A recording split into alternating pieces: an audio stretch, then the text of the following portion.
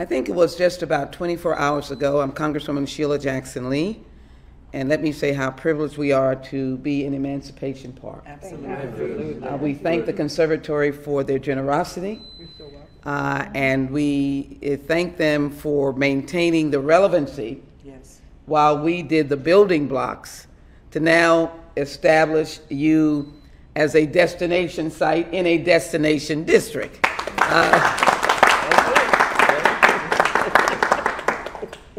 But it was just about 24 hours ago when I had to get a sense of whether or not this was real. And I wanted to come home today to touch my fellow Houstonians and Texans, and I really mean it, because this has been a long journey. This is where the generations have to talk to each other.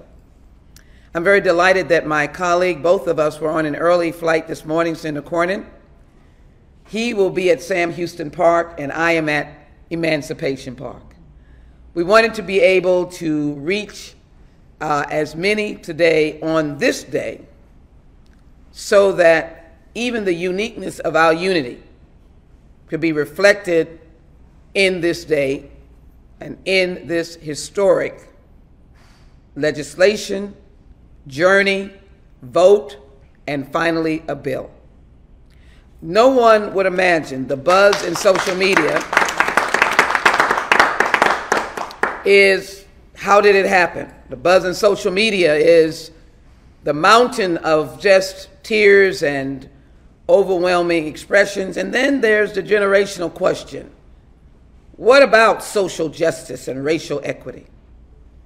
And I wanted to come here to Emancipation Park for a variety of voices, to be able to emphasize that none of us are unmindful of social justice and racial equity. That's right. Economically, you fight it every day. Major leadership in a major leading African-American organization that is statewide. Your agendas come to me, and I wish I could be on all the time, but every time you send it, you are talking about social justice issues. But I do think it is important for us to realize the moment, Speaker of the House, holding up the first enrollment of the bill. My colleague Barbara Lee's great-grandfather was born 10 years after this document in Galveston, Texas. She herself was born in Texas. And then, of course, I will hold sacred this picture. Opal Lee came not this year, but at least 2.5 years ago. It was so hot, we could barely bear it in Washington, D.C. And she came bearing 1.6, 1.9 million petitions. We must have a Juneteenth holiday. For 12 years, I've been commemorating Juneteenth, filing the bill. And then, of course, we lifted it up as we began to file the national holiday bill. The Senate this year asked if they could take my bill to the Senate, joined by Senator Cornyn, Senator Markey, and my leading it in the House.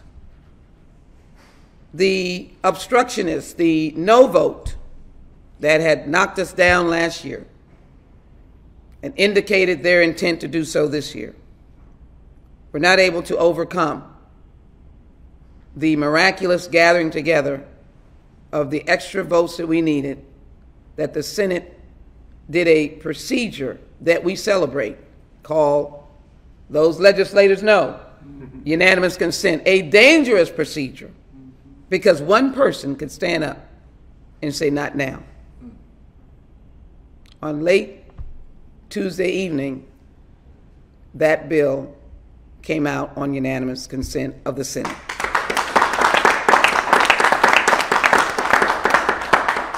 Only because we had a House bill, and there had been a tradition, and they have seen me, and they had voted for the House Bill 1320 that had gone to the Senate and now coming back, was the groundwork set for a momentum. I share this with you for the shenanigans of the procedures of the House that I know that some will use and utilize. That evening, I began to work late into the evening of what we could do. We had one day. We had one day. The best that I thought we could do is that we could get a debate and a vote next week. But as I spoke early in the morning Wednesday, we think we can do a rule. We think we can do the rule debate. We think we can then go to the floor and then we can have a vote. But we can't do it, Congresswoman, because the papers have not come from the Senate. I think folk up back here know what I'm talking about. Good news to call Senator Cornyn's office for them to run those papers over to the House, letting us do a rule at 12:15 on Wednesday day, then the debate at 2 p.m., and a very close vote on the rule. Because the tradition is that you vote against a rule if you're in the opposing party. We barely made the rule. Most people don't look back on that. They said they were going to vote against the rule. But we made it. And of course, at 5:30, they were kind enough to invite me to be the Speaker Pro Tem to preside over that debate.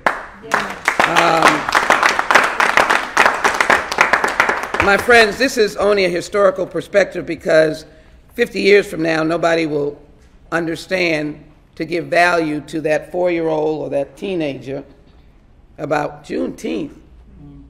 I'm out getting those Juneteenth sales. Can you imagine? I want to just feel the spirit. Juneteenth sales, we will make it.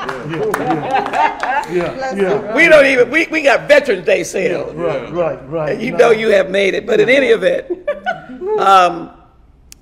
and we debated, and there was all kinds of comments. Can you change the name? On the floor, they were coming to me. Can you change the name? You heard some of that debate. We went to the rule because there were threats that we couldn't get the UC in the House.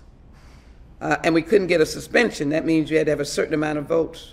Can you imagine? We were going and we said we might barely make it by a couple of votes.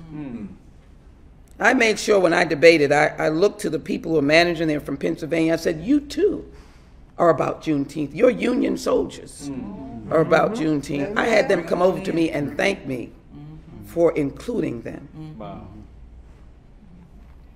These were a diverse group, and they were Republicans. I had fist bumps.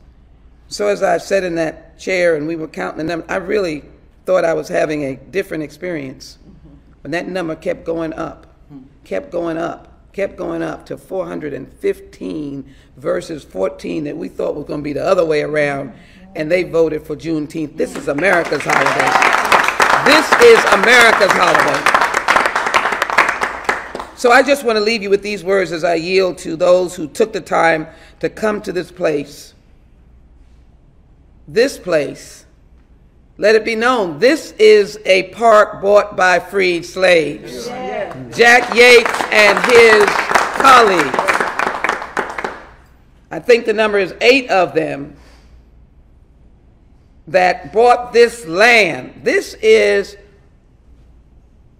royalty, and for us, holy ground. Amen. That's right. I don't know what stains are in this soil. But Emancipation Park was not named lightly.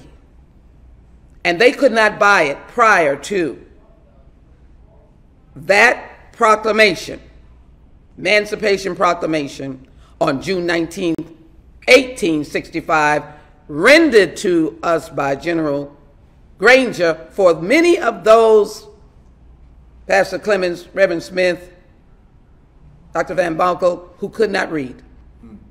So if they come here and just, let me put this up here, they would not have been able to read it. Maybe one person might have tried to show that they could read, but you were not supposed to teach slaves to read. That's right. And so he had to read it. He had to read it. I just quickly will say this as he read these numbers and names, but he had to say the most important, that you are no longer property. You are no longer slaves. You will be employer and employee. Yeah. Now, I don't know how many people understood those words, but I can assure you they welcomed them, but they also made way to move down Emancipation Trail. They were leaving this place because they were free. Now, there was some delay in how many states were going to actually enforce it, but they were free. We had to iron out some difficulties till we got the 13th Amendment propelled. That's the message I want to give you. Propelled by 1865, and that proclamation propelled the United States Congress to pass the 13th Amendment in December 1865. They were free. So let me just give you these words as I yield. Juneteenth has made real to the last persons living under the system of chattel slavery of human bondage the prophetic words of President Abraham Lincoln, delivered November 19, 1863 at Gettysburg, that this nation under God shall have a new birth of freedom, and the government of the people, by the people, for the people, shall not perish from the earth. It should give us great inspiration, no matter what color we are, that this day reflects that when you give freedom, you do not perish. And it might be, as it is written in Ecclesiastes 3:1, to everything there is a season and a time to every purpose under heaven. I think the coming together of this, as the president landed from Geneva, to be able to come to organize people as far away as Galveston and Conroe. The Thomas family was there. Authors were there. Opal Lee, 94 years old, was able to make it. And we did call the name of the late Representative Al Edwards. Amen. Amen. Because we are reminded of his history. And so I am here to say we would not let this day pass without touching, when we'll go outside, this soil. We want Houstonians and Texans to know that this is the first time in the history of the United States that you have a holiday that is a federal holiday that will now expand across America. Corporate America will follow shortly, because the people that they employ, or the stockholders who are diverse, will ask the question, are you not going to honor the slaves and their freedom? A little child will ask, what is Juneteenth in 2025? And someone will be able to say, America had a brutal history of slavery, but yet on this day, we were able to be free. Freedom, as the Vice President said. Remember the President's words, that he may do a lot of things in his 4 years, but he may be known for this day, yesterday, the signing of the Juneteenth. Not to be the end, not to be a substitute, That's right. but only to be a propellant.